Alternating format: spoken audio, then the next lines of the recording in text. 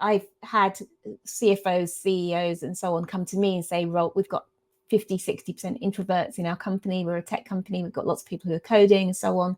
We really want to make it an environment where the introverts here can thrive. So we want you to come along and do a keynote or, work with us on inclusive leadership on this. So what would you be saying to those sorts of organizations in terms of how they can start to make their workplace more introvert friendly? Sure. I mean, I think there's a whole host of things. I think the headline is that it's leaning into recognizing different preferences and creating an environment where people can work in a way that suits them. That's the kind of crux of it.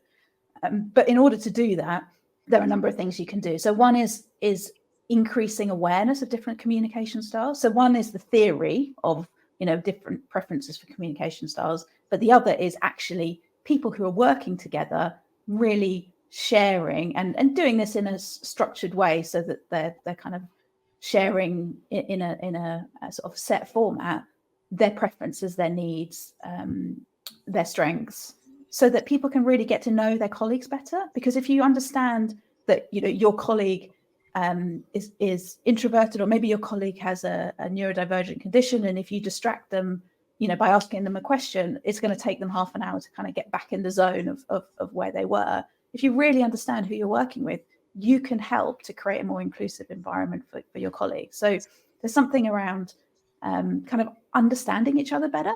This is kind of the starting point. I once did this really fascinating, I was going to say experiment, but it was more of an exercise where we were in a room and all the introverts were kind of nominated themselves to go to one side of the room, and the extroverts nominated themselves to go to the other side of the room. And each team, if you like, was asked to come up with their ideal social, like work social.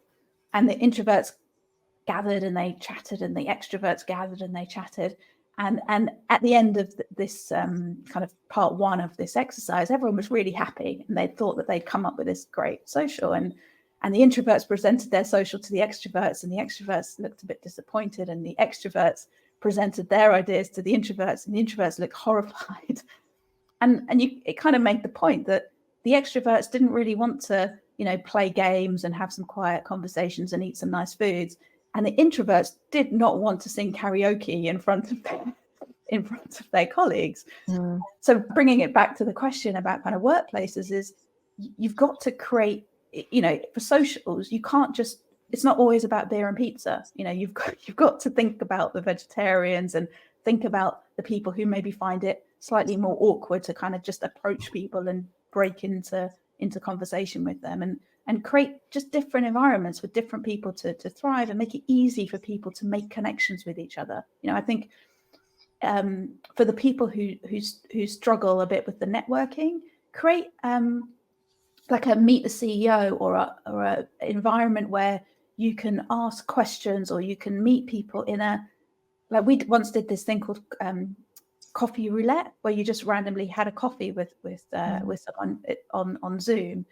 But it's just trying to find ways of serendipitously creating connections between colleagues that's not reliant on someone who's an extrovert just kind of going out naturally. So if you can make that part of the way your organization works, you then you kind of give everyone a little bit of a lift up, because it's those connections that make people go, oh, I didn't realize your department was doing that. Oh, but we're doing this, and together we could, this is how businesses function. It's those conversations that, where people kind of draw connections and maybe help each other solve problems or improve time to market, or, whatever it may be. So there's one thing about kind of understanding each other. There's another around creating an environment of personalization. And then that then goes into the way your team works. So, we do a lot of work looking at meetings. How are meetings functioning? Are they just about the loudest person who speaks? Is there opportunity for everyone to talk? Do you kind of go around the room and invite everyone to speak who wants to? Do you give time for anonymous contributions? Do you do a bit of a check-in to see how people are really feeling, to kind of start to build slightly closer connections between the people in the room? So I think there's an awful lot that organizations can do, and does often fall on the leaders, and just sort of thinking that one size fits all is where a lot of leaders go wrong, because that one size typically doesn't suit the introvert.